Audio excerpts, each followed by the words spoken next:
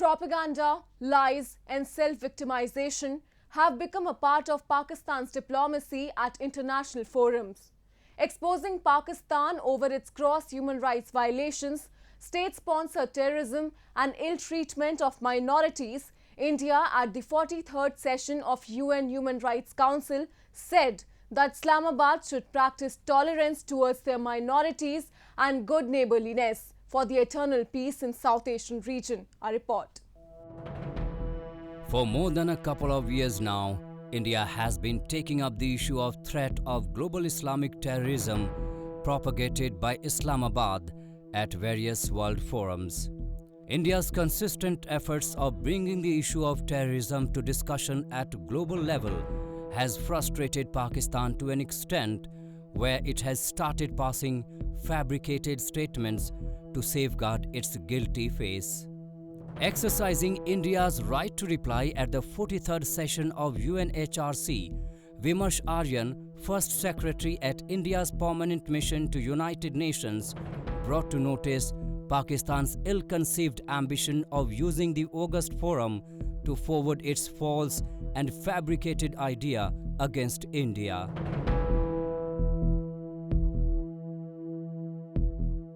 Unfortunate, however not unexpected, from the deep state of Pakistan, which is continuing incessant abuse of its membership of this August Council for propagating an illegal, immoral and inhuman territorial ambition.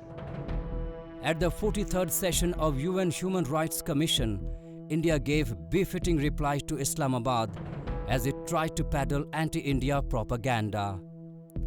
Condemning Pakistan for being an epicenter of global terrorism, Vimash Aryan slammed the country for indulging in anti-Indian activities that violate the territorial integrity of its neighbor.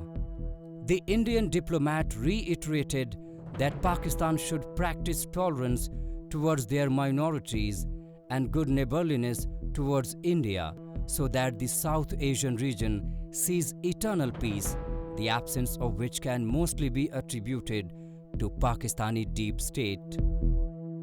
This epicenter of global terrorism very irresponsibly harps on the self-determination of the already democratic Jammu and Kashmir, but very conveniently ignores that VDPA very explicitly states that the principle of self-determination must not be used as a garb to promote activities detrimental to the territorial integrity and political unity of member states, in violation of the UN Charter. Islamabad's support to terrorism poses the biggest threat to human rights of people in India and around the world. Pakistan's army not only uses its recruited terrorists to carry out illicit and terror-provoking activities in Jammu and Kashmir, but has also assigned them the job of torturing and killing the minorities of Pakistan.